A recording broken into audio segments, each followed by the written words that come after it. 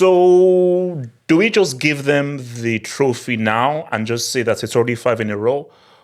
Because is there any points in freaking waiting for these dudes to actually win the trophy again and make it 5 in a row?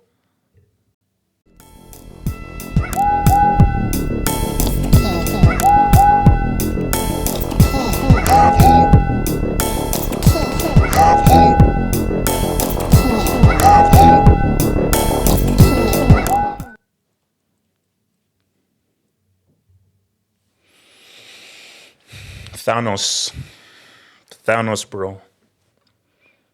Thanos. It's Thanos. It's Thanos, bro. I try to explain to the EPL that don't allow him to do 4 in a row. Remember, this is the Premier League. It's the hardest league in the world, toughest league in the world. The way that the money is spent, how much money people can spend, how much Chelsea have spent, Arsenal have spent, United have spent. Don't allow my Catalonian bald brother to do 4 in a row. I told you. Because Fergie didn't do 4 in a row. Mourinho did not do 4 in a row. So don't let him do 4 in a row. And you did. You allowed him to. You allowed him to. And now, we are now in the end game. We're now fully in the end game. It gets real. It gets real. And this is how it really gets. This is how it really gets. One of the most exciting teams to watch last season was Girona. Now, anybody who thought they'd win La Liga was stupid, but this was a team that said what's up to Barca and gave Real Madrid a game. They were one of the surprise teams of last season, and one of the standout players in that team was Savio.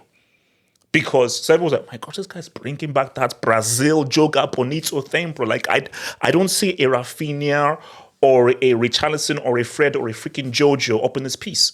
You know, so it's like, whoa. So it's like, bro, whoever gets this guy, just so could Chelsea say what's up? Could he go to Liverpool? You know, could he go to maybe like a PSG? Who's going to get this guy? You don't allow 4 in a row to get the dude, bro. Like the last place you want him to go to is 4 in a row. But that's what happened. Man City signed Savio from Troy. So remember, he was on loan at Girona from Troy. Signed from Troy for 21 million euro. 21 million pounds. What? Huh? Todd, what the heck? We can't afford 20 mil? 21 million pound fee plus add-ons up to 33.6 potential final fee. Bro, we've spent crazy amounts of stuff on players and we can't afford 21 mil or 33.6? The heck? Oh, man. All right, look, it is what it is. Look, it's a big signing. The strongest team in the Premier League just got stronger. Thanos just got another Infinity Stone. He just got another Infinity Stone. It makes them better. Because you have to understand this is that great teams never stand still. See, teams that are truly great, they are greedy. Bro, Real Madrid could have just said, fine, with one UCL, but say, no, we want another one. Okay, fine, you've done 2 in a row. No one has ever gone back to back. Now we're greedy pricks, so we actually want to do 3 in a row. Great teams, all great teams are greedy and they are addicted. They're addicts. They're addicted to winning.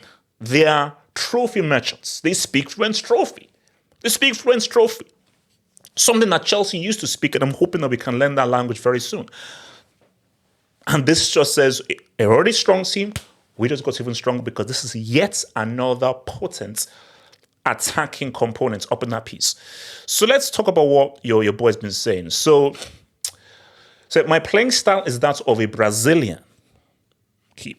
who likes to take on opponents, to be joyful, play joyful football with one-on-ones, providing assists, taking on opponents, being happy, and getting the crowd on their feet. Because remember, we've criticized Pep for destroying football, ruining football.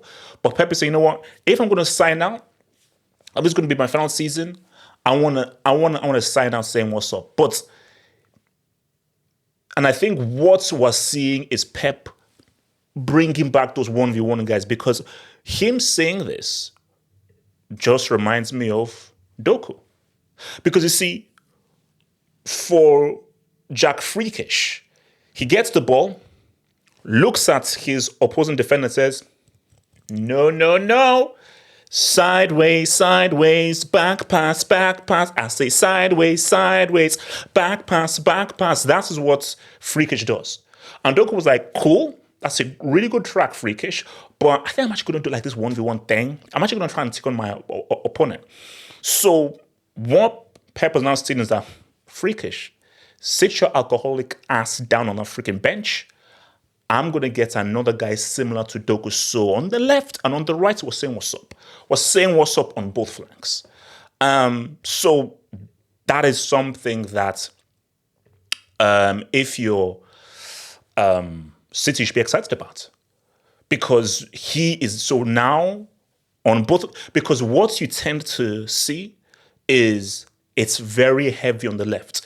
They don't really have the other right-sided guy and actually gets to that right-sided flank. But it just seems as if whenever Doku comes on, it really is about, okay, give the ball to Doku, let him try to beat him and go 1v1. They don't have that other truly quality 1v1 guy on the right. They used to have him, but they don't now. So I think with him bringing in this kind of approach, it's huge. It's a Dominican, guys. Let's be real. We all want to see Brazil back, okay? No, Rafinha makes my eyes bleed. Makes my eyes bleed. So please, Brazil, Jogo Bonito, save us from this footballing hell that we're in, because we are living in a mini footballing hell. This is a mini footballing hell, and we need that Tesh. We need that Tesh back. We need that Teshinsky. That Teshinsky. So his position. My favorite position. I really like playing on the left and the right, but I can also play in the middle. I really prefer to play on the right wing. So, first of all, this is great. I think, what do you want for a manager? The ideal scenario for every manager is a player who can play multiple positions. Now, of course, you have specialists, but injuries, different formations, different approaches, maybe a sending off. You want a guy to say, yo, I know this is your preferred position. I need you to play here. I need to play here. So it is good to say that, for him to say, oh, I can play left, right, or in the middle. But I think what is really good is he says that his preference. You want multiple positions as like a backup plan, but ideally you want your best players in their best positions because you want to give them the best possible platform for them to cook. It's about winning games, about winning trophies. And the best way to win trophies is putting players in the best possible position for them to be at their most effective. So Doku's on the left, now have Savio on the right. We're set. So what Fully says, so this is really that guy on the right now say what's up. And speaking of that, so he said, my friends always said that I looked a bit like Mahrez. But Mahrez is Mahrez, Savio is Savio. I really like Mahrez and the way he plays football. In this case, he's an inspiration here. That's why I chose his number and I'm happy. This is great. Do you know what I hate what people do? I hate when people say, oh, the next Messi, the next Neymar. Don't call Yamal the next Messi or the next Neymar. Yamal is the next Yamal. he's what it is. So Yamal is going to be Yamal. So Yamal isn't the next. No, he is himself, because every human being is unique to themselves. There are no two human beings who are exactly the same. We are all unique. All how many billions of us. So Savio, he says, okay, yeah, there's similarities between me and Mahrez. I'm not Mahrez 2.0. I'm not the next Mahrez. I am Savio. But he is still aware that, oh, there are similarities here. And I've always said, and this is what I've always said, footballing-wise, based on just pure footballing ability, Mahrez has been the best footballer from Africa. You see, Salah is the most effective in terms of GA. Osimhen, that's a striker. That's much more of a striker. So just in terms of pure footballing ability, pure tesh and tech, full-on eye test, Mahrez is the best footballer from Africa. Because in terms of just his ability on the ball, his dribbling ability, his balance, his grace on the ball, ability in tight spaces, ability to conjure up chances by himself as an individual, his ability to take guys on, and the high amount of tech and test that he shows, he's a full-on baller. And I feel that once he left, City really missed that dynamic part of their game in terms of what a guy can do in ISO 1v1 situations. So I think with your boy Savio, that's what he brings. That let me go ISO, let me bring that 1v1, and let me be that guy that can now do something truly dynamic. Because remember, there are many instances for City where it's tight. Perfect example, Real Madrid. So Real Madrid knew that, okay, they had that goal. We're not going to play defensive and full-on terrorism. And it became a tight game. In tight games, sometimes that passing ain't going to fall. Sometimes that passing going to fall. So you need a two-flex. Okay, we're going to try a passing game. But if that doesn't work, we have to find a situation where we can get a guy in a 1v1 situation. He takes that opponent out of position. We've now created space through a guy now beating his man in a 1v1 situation. And that is what a Savio can do. That a Savio can be another component who complements Doku in trying to create those spaces as an individual that can't be created by the pass. Because sometimes you can't find that pass. And sometimes for 90 minutes, that key pass that leads to a goal cannot be found. So you need an alternative, which is the dribbler, which is the 1v1 ISO guy, which is what Savio can potentially bring.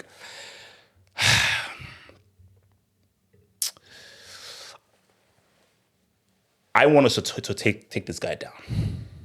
Hence why, if Nkunku is fit, Cole Palmer is doing weight scruncher right now. I'm dreaming, because let's just be real, we're the only guys who can be City. Arsenal, Liverpool, Liverpool aren't doing anything with Amber Rose. Arsenal have proven that twice that they can beat these guys. And Man United are trying to worry about Brexit. So we're the only guys that can take these guys down. But as hard as it's going to be, because look, the Premier League is relying on us. We are relying on us, Chelsea, to try and take down Pep. But I'll be real with you, bro. They're not done yet. Right, guys, this is July. So we still have weeks to go. They're not done yet. Because we don't know what's happening with... So Edison, he might be going to Saudi, but the key thing is Bernardo Silva. So we don't know what's happening to Bernardo Silva. And maybe the introduction of Savio is because Bernardo Silva may be out. So maybe he's the Bernardo Silva replacement on that right wing. But it's Man City. It's the Premier League where there are no checks and balances. Do you really believe that these guys are going to stand still? This is just the beginning. This is just the beginning. So trust me, Savio, I strongly doubt Savio is going to be the only signing. So my thing is this. City are going to re-up. And I want everybody to be clear here. Pep, if this is Pep's last season, do you think he wants to leave the Premier League not winning it? So for me, so he's like, no, that's why I believe that if this is his last season, I want to leave with a win. And I know that he's destroyed everything. Goals record, consecutive wins record, points record, goals, everything, and now freaking 4 in a row. But it's like, no, I'm not done yet. Because after Pep Guardiola is done with the Premier League, he wants there to be no shred of a doubt. Shout out to Fergie. He wants them to be no shred. Basically, do you know what Pep wants? After he's left the Premier League, when people say Fergie, they say, oh, is it that chick who messed up that national anthem in the NBA where Draymond Green was laughing? That is who Fergie will be known as after Pep leaves the Premier League. We'll be known, oh yeah, that's bum-ass brick singer who bricked up the national anthem.